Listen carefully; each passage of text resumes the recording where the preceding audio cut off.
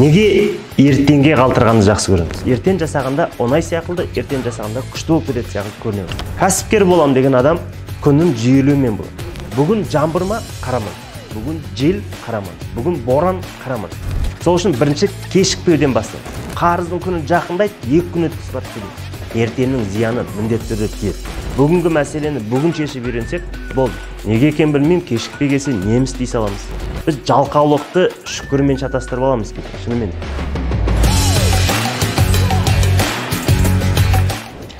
Ассалаумағалейкум қазақ елі, батырлар, қалайсыздар? Неге ертеңге қалтырғанды жақсы көреміз? Жалқаудың ертеңі бітпес дейді бұны қазақта. Шынымен де, ертең өте тиімді күн ғой өйткені. Таңертең тұрам, тағы да ертең болып тұр. Өйткені ертең деген кез келген адамға тиімді. Ертең жасағанда оңай сияқты, ертең жасағанда күшті болып кетеді сияқты көріне бастайды. Жоқ. Ертеңге қалтырмау. Кәсіпкер болам деген адам күнін жүйелеуімен болады. Аптасын, айын жүйелеуімен болады. Бұл дегеніміз ертеңге қалтырмау. Бұл жиынтықтары жиналып қалған кезде біз ертең бұны өсіріп аламыз. Кез келген мәселеде тура сондай. Неге біз бастап кетпейміз, қазір бұның шешімін табамыз. Өйткені ертең деген барлық кезде ыңғайлы сияқты. Бүгін жаңбыр ма? Қарамаңыз. Бүгін жел? Қарамаңыз. Бүгін боран? Қарамаңыз. Адамның көңіліне ауа райы қандай да бір құбылыстар әсер етпеу керек. Қазір бұл өте маңызды. Кез келген кішкентай болса да қазір деп қарасаңыз. Мынау кішкентай. Сіз ертең десеңіз, бұл ертеңде үлкейеді. Өйткені сіз оның қасына тағы да бір жобалар қосып аласыз. Бұл үлкейген сайын адамға қорқыныш сыйлайды. Сол үшін ертеңге қалтырмау. Біз күнделікті күнімізді рет-ретімен жасап отырғанда, ертең деген нәрсе басымыздан кетіп қалады. Өйткені бір аптада не істейтін білгенде адамның басында да кішігірім парадокс туындайды. Осы нәрсе ертеңге қалтырмауға көмегін тигізеді. Өйткені ертең жалқау болса расымен де ертең бітпей кетеді. Әркімге тиімді, мен өзіме де тиімді расымен ертең жасау. Бірақ уақытымен жасап үйренген кезде маған осы ертеңнің маңыздылығы жоғалып кеткенін байқала бастадым.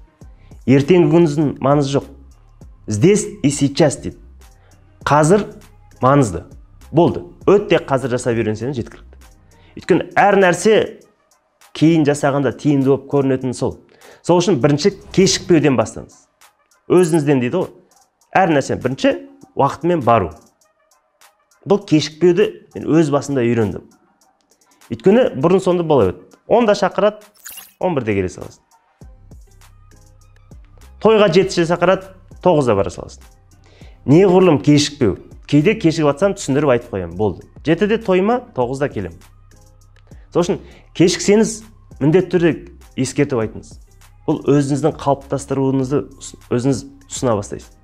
Өйткені ертең келе салам, ертең жасай салам деген нәрсенің барлығы арқартай соза бергенде үлкен бір мәселеге туындап кетеді. Қарыз жабу, кредит жабу, аренда жабу, тағы бір нәрсе жабу. Қараңыз, біз барлығын тіреп тұрып жасаймыз.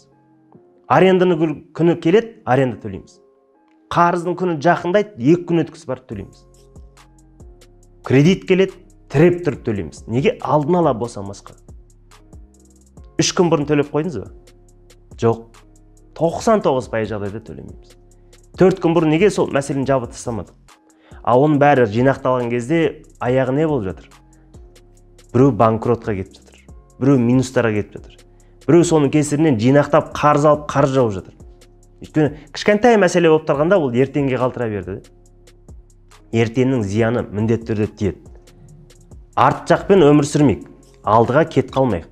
Қазіргі моментпен жүрсек, бүгінгі мәселені бүгін шешіп үйренсек, болды. Қандай да бір жобаға жылдам жетіп аласыз. Сол үшін ертең деген нәрсені қою, бұл өзіңді талап ету ең қиын нәрсе. Осы талаптарды орындау. Біз 40 күнге 40 программа жасап қойдық. Ойлаңыз, 40 күнге 40 программа. Бұл әр күнде осыны жасап, бір жылдық деңгейіңізді жоғары деңгейде ұстай алатындай программа. Төменде сілтеме тұр, сол сілтемеге өтіп, сол 40 күннің программасын көшіріп алсаңыз болады. Бұл тегін. Осы программа сізде 40 күнде миллион жобасына кіргізеді. Бұл миллион принцип емес, миллион рекорд емес. Бұл дұрыс жасау жолдарын 40 күнде жасап шығу. әр күннің маңыздылығын 40 күнге біз кіргізіп, 40 күнде адам баласы 360% былай тұрсын 2000%-ға дейін өзгеріп кететінен көзім жетті.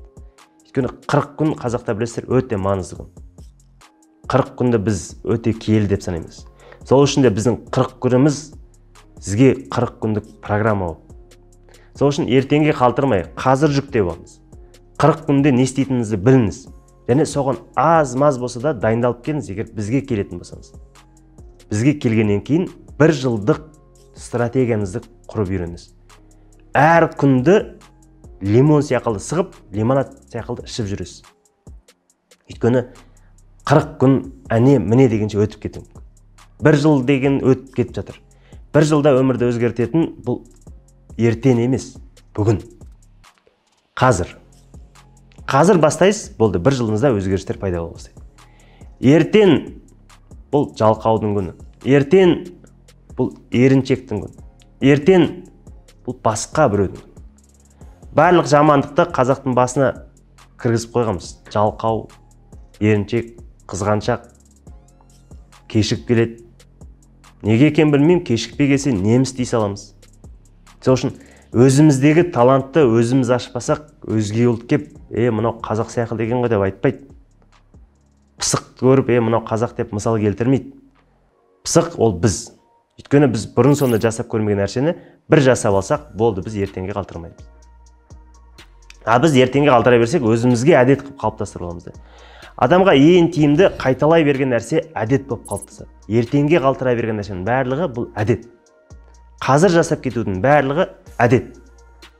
Темекі шеге беру қайталай бергеннен бұл әдет болып қалыптасып қалған жай ғана. Болды, оның басқаша жол жоқ. Әр нәрсе қаныңа сынып қалады дейді. Сол үшін ертеңге қалтырған нәрселердің барлығы қанға да сынып қалады екен. Одан кейін жүреді күнделікті. Міне ертең күшті болып кететін сияқты, ертең байып кететін сияқты, форточкадан бір нәрсе келіп қалатын сияқты. Келмейді. Бұйырғанымызды өзіміз ала алу керекпіз. Өзіміз бұйыртып, соған қарата еңбек ете алу керекпіз. Біз жалқаулықты шүкірмен шатастырып аламыз кейде, шынымен. Бірақ бұйыртатын нәрсені біз өзіміз жасап, соған қарата жүйеленіп, соған қарата еңбек етсек, бізге береді еселеп тұр. Әсіресе еркектің ырыздығы артығымен. Сол үшін ертеңге қалтырмайық. Еркектер әсіресе, шынымен де ертеңге еш нәрсені қалтырмайықшы. Әйел ханымдарға кішігірім болса да простительный, кешірімді бол. Әйел ханымдарға ертеңге болады, а еркектерге болмайды ертеңге. Еркектер бүгін жасау керек. Қазір жасау керек.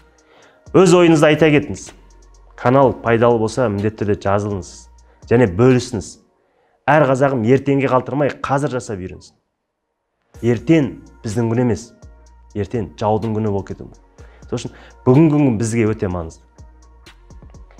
Ұнаса, комментарий жазыңыз, бөлісіңіз, каналға жазылып, бұл каналды әр қазақ көру керек. Көргенге дейін апарыңыз. Міндеттеңіз. Өйткені біз міндеттемесек кейде жасамайтынбыз. Өзіңізді міндеттеңіз, ертеңге қалтырмай, қазір жасау. Амандықта, саулықта кездескенше. Ертеңге қалтырмайтын қазақтың бірі сіз болыңыз, және мен болайын, және бәріміз болайық. Күнделікті ісімізді қазір жасап үйренетін қазақтан болсын. Аман болыңыз.